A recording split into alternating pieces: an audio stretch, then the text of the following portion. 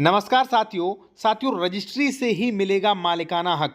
इस टॉपिक में आप बहुत ही महत्वपूर्ण जो लोगों की परेशानियां होती हैं उन्हें कैसे सॉर्ट आउट करें उनके बारे में भी बताऊंगा कि रजिस्ट्री से ही कैसे मालिकाना हक मिलता है, किस सेक्शन में कहा गया है और कब रजिस्ट्री से मालिकाना हक नहीं मिलेगा। रजिस्ट्री के बाद दाखिल खारिज क्यों जरूरी है। जब आपका क्वेश्चन होगा भाई जब मान लीजिए रजिस्ट्री से मालिकाना हक मिलेगा तो मैं दाखिल खारिज क्यों करवाऊं, ये भी आप जानेंगे।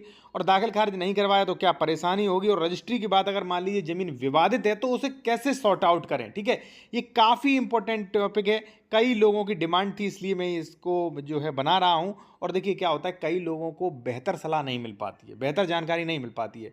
पता चले वो 116 में जाना चाहिए, धारा 30(2) में चले जाते, धारा 30(2) में जाना चाहिए तब 24 में चले जाते हैं।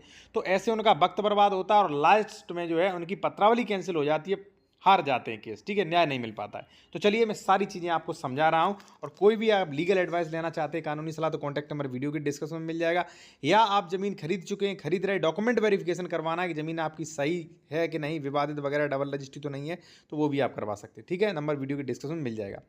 फर्स्ट है साथियों कि रजिस्ट्री से ही मिलेगा मालिकाना हक। बिल्कुल बिल्कुल आप सही सुन रहे हैं। जैसे कोई एक्स प्रॉपर्टी हमारे नाम है और वो मैंने आपको अगर ट्रांसफर कर दी, प्रॉपर्टी ट्रांसफर एक्ट के अनुसार उसकी रजिस्ट्री हो गई, तो उसी दिन उस प्रॉपर्टी के मालिक आप बन गए। ठीक है, और जो आप डीड उठा के देखेंगे सेल डीड, तो उसमें स्पष्ट लिखा है, सेल डीड या गिफ्ट डीड में स्पष्ट लिखा होता है कि आज से मैंने कब्जा व दखल दे दिया है, इन्हें सारा मालिकाना हक दे दिया। ठीक है, तो आप बन गए।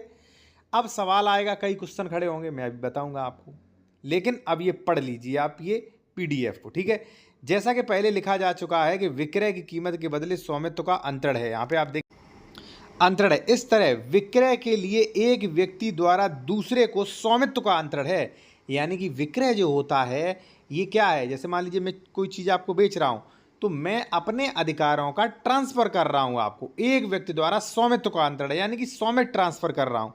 और इससे तात्पर्य है कि एक व्यक्ति दूसरे व्यक्ति को स्वामित्व का अंतरण जो कर रहा है, एक व्यक्ति द्वारा स्वामित्व का अंतरण से तात्पर्य है, यहाँ पे मैं डबल कह चुका हूँ कि व्यक्ति संपत्ति में, यानी कि मैं ट्रांसफर कर रहा हूँ तो मैं अपने उस संपत्ति में सभी अधिकार, हित, सरोकार स्थायी रूप से यानी कि हमेशा के लिए अंतरित यानी कि ट्रांसफर कर रहा हूँ, या दूसरे शब्दों में अंतरक विक्रेता संपत्ति में अपना पूर्ण हित, उस पर सभी अधिकार जो है वो क्रेता को हस्तांतरित कर देता है।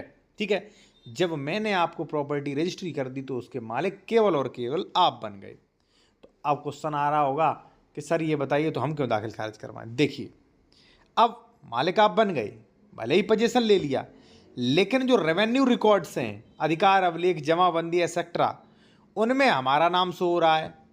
अब आपने दाखिल खारिज नहीं कराया, भले ही आप मालिकाना हक मिल गए, लेकिन अगर मान लीजिए दाखिल खारिज नहीं हुआ है साथियों, तो ये प्रॉपर्टी जो है वो मैं किसी को भी दोबारा बेच सकता हूँ। कैसे दोबारा बेच सकता हूँ, मान लीजिए मैंने अधिकार अभिलेख निकलवाया, ठीक है, न्यू, और मैंने दूसरे व्यक्ति को दिखाया, देखिए खतौनी में मेरा नाम, और उसे बेच दिया, तो मैं बेच सकता हूँ। हो सकता है गुमराह करके केसीसी ले लूँ, यानी कि लोन ले लूँ, और अगर मान लीजिए कि उससे कुछ हो जाता है विक्रेता को, तो प्रॉपर्टी चली जाएगी उसके उत्तराधिकारियों को, और उत्तराधिकारी उसके बच्चे कहेंगे हमें नहीं पता, हमारे पिता ने कब बेचा, आप ज़मीन खाली करो, परेशान करेंगे। तो इसलिए रजिस्ट्री तो आपने करा ली, लेकिन टैक्स भी अपने नाम कराएं, यानी कि नामांतरण, इंतकाल, जमाबंदी, जो भी जहां बोला जाता है वो अपने नाम भी करवाना चाहिए। तो ये जरूरी होता है। ठीक है, अब कहेंगे कि साहब मालिकाना हक मिल गया, कई लोग परेशान कर रहे हैं, तो ये पीडीएफ का भी उपयोग कर सकते हैं। अगर मान लीजिए ये आपके काम आ सकती है तो इसका पीडीएफ मेरे द्वारा ले सकते हैं, कॉन्टैक्ट नंबर वीडियो के डिस्क्रिप्शन में मिल जाएगा। ठीक है, सेकंड, कब रजिस्ट्री से मालिकाना हक नहीं मिलेगा। देखिए साथियों, रजिस्ट्री से मालिकाना हक तभी नहीं मिलेगा जब वो रजिस्ट्री सही ना हो, अवैध हो। जैसे मान लीजिए वो रजिस्ट्री की पहले ही रजिस्ट्री हो चुकी, फिर आपने ली, इलीगल है। अनरजिस्टर्ड मान लीजिए बेनामा है, ठीक है ना, या मान लीजिए उसकी डबल रजिस्ट्री, उस पर कोई केस वगैरह चल रहा है, वो ज़मीन है ही नहीं उसकी, तो ऐसी रजिस्ट्री से मालिकाना हक नहीं मिलेगा। ठीक है ना, यानी कि जब आप ज़मीन खरीद रहे हैं तो ये भी चेक करें भाई इसके पास ज़मीन आई कहाँ से, कितनी रजिस्ट्रियाँ की, कितनी बाकी हैं, डबल रजिस्ट्री, अंशेद विक्रय 143, सारी चीज़ चेक करें, और मेरे द्वारा भी करवा सकते हैं, कॉन्टैक्ट नंबर वीडियो के डिस्क्रिप्शन में मिल जाएगा। ठीक है, तो अब आपने समझ गए होंगे कि रजिस्ट्री से मालिकाना हक मिलता है और उसके बाद हमें दाखिल खारिज करवाना होता है। अब मान लीजिए रजिस्ट्री के बाद हमने दाखिल खारिज नहीं करवाया, तो पहले तो मैं कहूँगा साथियों दाखिल खारिज नहीं करवाया, अभी करवा दीजिए, हो जाएगा। अब कई लोग कहेंगे हमारा तो आबादी है 80 है, दाखिल खारिज नहीं होगा। होगा, उसका भी आप मुझसे PDF ले सकते हो। होगा, आवासीय प्लॉट्स का भी दाखिल खारिज होगा, स्पष्ट कानून में प्रोविजन है, आप PDF ले सकते हैं। कॉन्टैक्ट नंबर वीडियो की डिस्क्रिप्शन में मिल जाएगा। अगर मान लीजिए कई वर्षों से नहीं हुआ है, फाइल रिजेक्ट हो गई, तो 229B में हो जाएगा। पहले तो दाखिल खारिज करवा लो। अब मान लीजिए नहीं है, तो देखिए नहीं है तो खतौनी पे आपका नाम शो नहीं होगा, सीमांकन नहीं करवा सकते, बंटवारा के लिए 116 का केस नहीं कर सकते, बेदखली के लिए 134 का केस नहीं कर सकते। तो कहने का मतलब दाखिल खारिज नहीं हुआ तो रेवेन्यू न्यायालय में इतने अधिकारों से वंचित हो जाओगे आप। ठीक है, उसके लिए खतौनी चाहिए, खतौनी में आपका नाम होगा नहीं।